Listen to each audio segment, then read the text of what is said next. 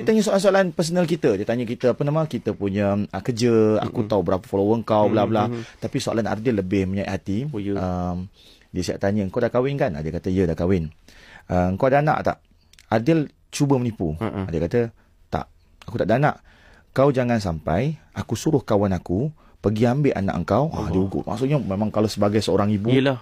Dahsyat. Luluh. Aku tahu kau ada 2 orang anak, 1 lelaki, 1 perempuan. Detail. Detail. Jadi memang diorang akan main perang psikologi tu. Cuma ada yang tanya kat tadi, Piyu Rahmat masa lepas keluar penjara tu, skrip yang Israel is bad, not good. Mampulah. Macam mana tu? Apa yang terlintas yang tu nak, kalau betul-betul boleh ditafsirkan dalam kata-kata yang kasar tu, apa nak sebut? Satulah, bila kita orang Malaysia ni, nak bercakap English ni, kita kena interpret dulu kan. Kita kena translate dalam otak kita. Saya tengah jadi mutawif masa tu. Cerita dia, kita semua dapat, kami diarahkan untuk tukar baju yang lebih baik. Sebab Turki tak nak kita orang keluar daripada kapal tu dalam keadaan pakai baju banduan. Dia kata kami tahu sebenarnya Israel nak malukan kamu semua. Sebenarnya dalam flight tu kami tengah pakai baju banduan semua. Jadi tiba-tiba kerajaan Turki bawa lah sweater tu, nampak macam kemas sangat kami tu.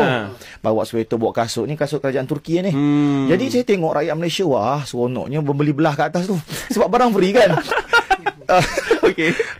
Tak nak lah ni, nak ni. Lepas tu saya kata, kita kena cepat ni. Sebab saya punya concern adalah, saya duk rasa mak saya kat kampung, mak saya kat Malaysia tak tahu cerita kami. Nak update lah. Saya nak cepat sampai nak jumpa kedutaan. Sebab kita tahu Malaysia ada kedutaan Turki. Malaysia di Turki ada. Jadi saya pun jadi mutawin. Mak kecil datang. Kalau perasan dalam video tu, saya kalau ada audio, saya kata apa? Kota raya. Jadi saya tengah jadi mutawin. Tengah gila lah. Mak kecil datang.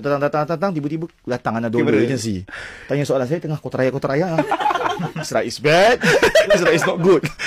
Saya tengah cari perkataan yang lebih kejam, tapi tak jumpa. Mana sempat lah.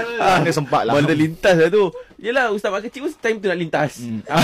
Hampir tersepit dah Ustaz Mak Kecil lalu kat dalam tu. Dengan seorang lagi tengah pegang benda lagi kat betul. Mana tak nak buat. Macam-macam benda. Okay guys, ada soalan lagi yang nak ditanya.